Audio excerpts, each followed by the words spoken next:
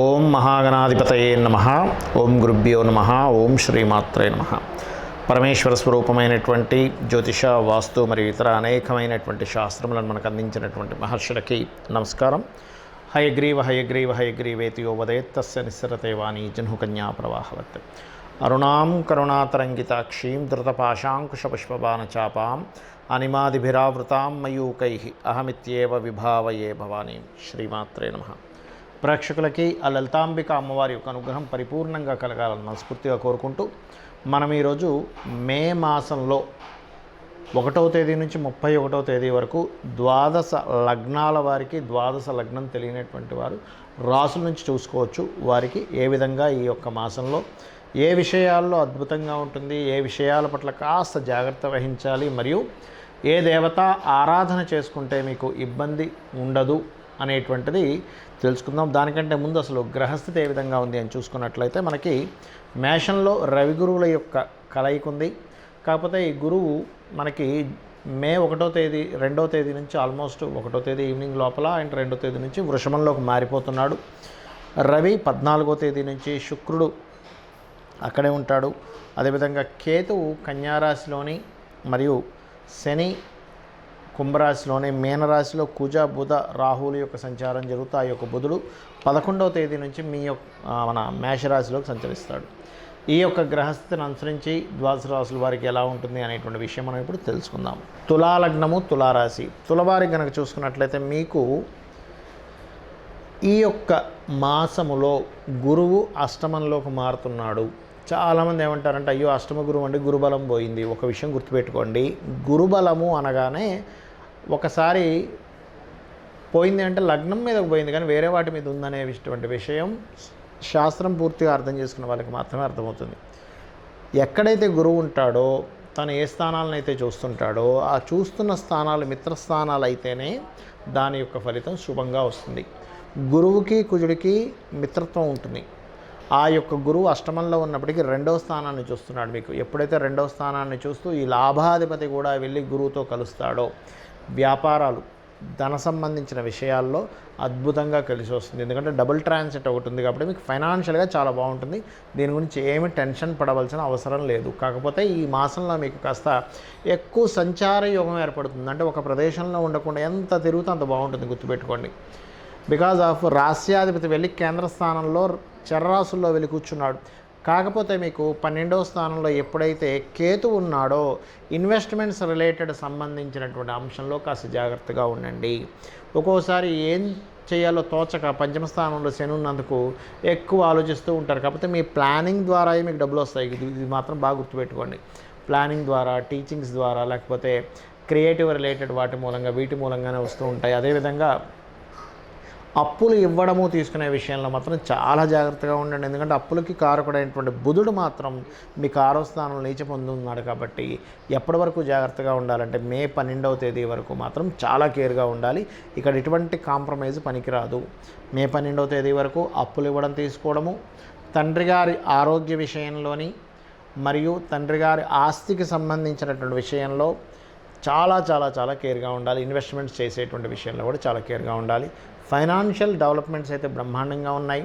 ఉన్న ప్రదేశం కాకుండా ఇతర ప్రదేశాలకు ఎవరైతే వెళ్ళి ఉద్యోగం కోసం ప్రయత్నం చేస్తూ ఉంటారో వారికి చాలా బాగుందనేటువంటి చాలా స్పష్టంగా గోచరిస్తుంది.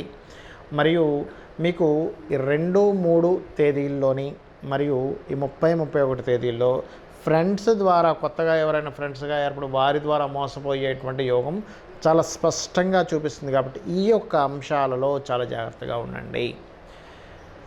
మరియు కుటుంబాభివృద్ధి, కుటుంబంలో ఉండేటువంటి కొంతమంది వ్యక్తుల ద్వారా మీకు కొన్ని కొత్త విషయాలు తెలియడం, దాని ద్వారా కొన్ని అంటే ఏదైనా కానీ ఈ మాసంలో కొంత ధనాభివృద్ధి యోగం అయితే బలంగా ఉంది.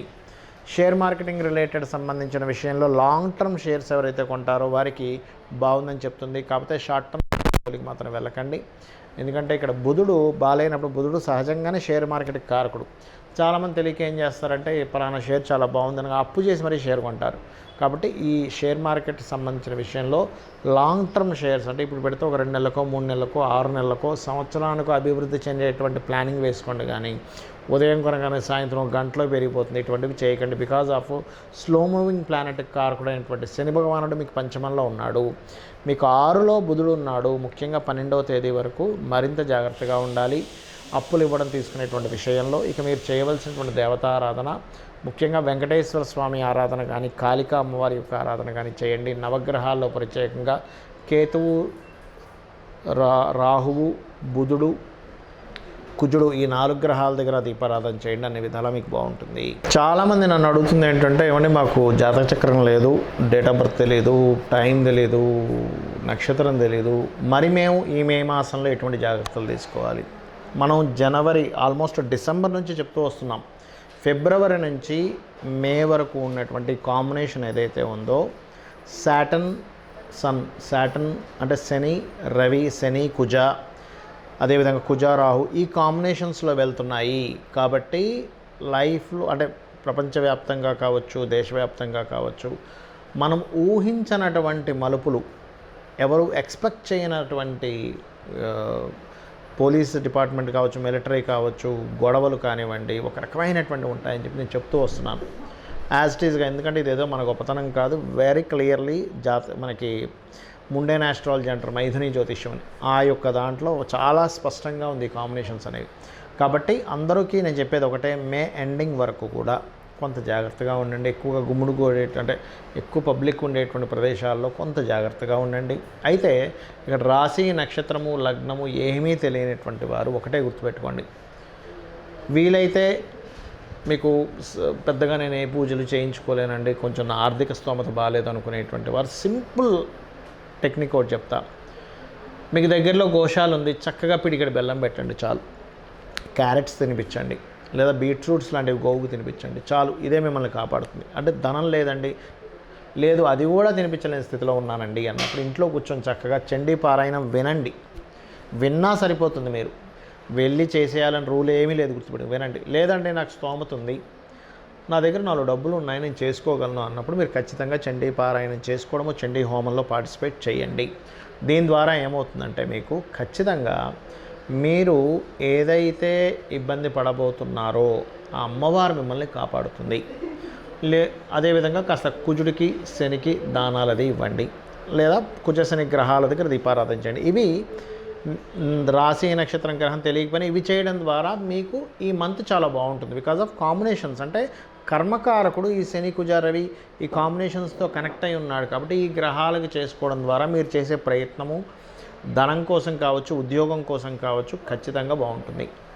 అయితే ఇక్కడ చాలామందికి ఏంటంటే, ఏమంటే మరి మేము అంటే కొంతమంది అడుగుతూ ఉన్నారు, నాకు దాని గురించి చెప్తున్నాను. ఈ గోచారం గురించి చెప్తున్నారు, ఈ లగ్నం గురించి అంటున్నారు, కాసేపేమో రాశి గురించి అంటున్నారు, అసలు ఏది తీసుకోవాలని అడుగుతూ ఉన్నారు.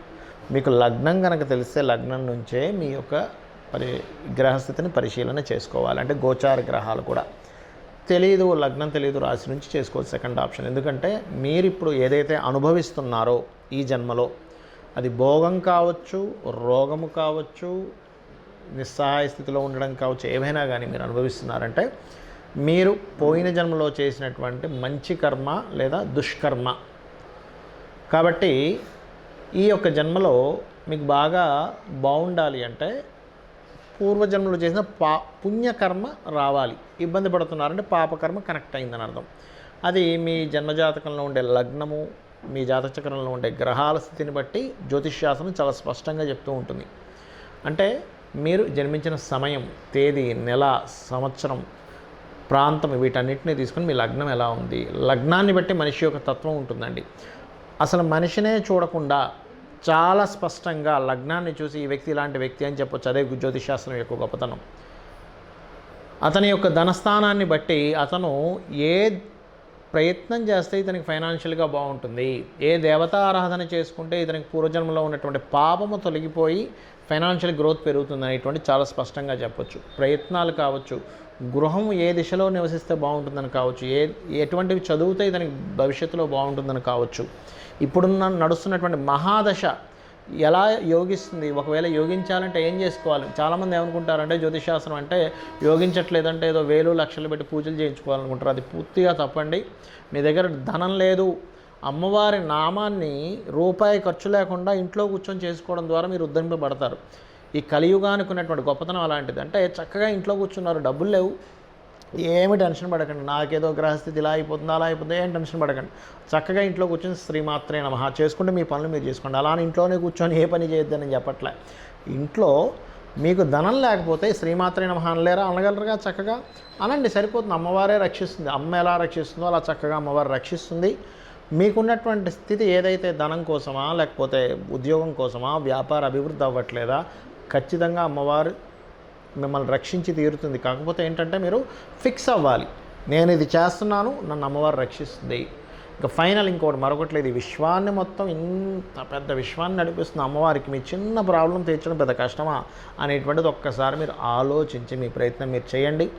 జాతక చక్రంలో ఉన్నటువంటి దోషాలు ఏమున్నా సరే తొలగిపోతాయి. మరి మీకు ఇక్కడ సందేహం కలగొచ్చామండి, గోచార ఫలితాలు ఎందుకు చెప్పుకుంటున్నామని.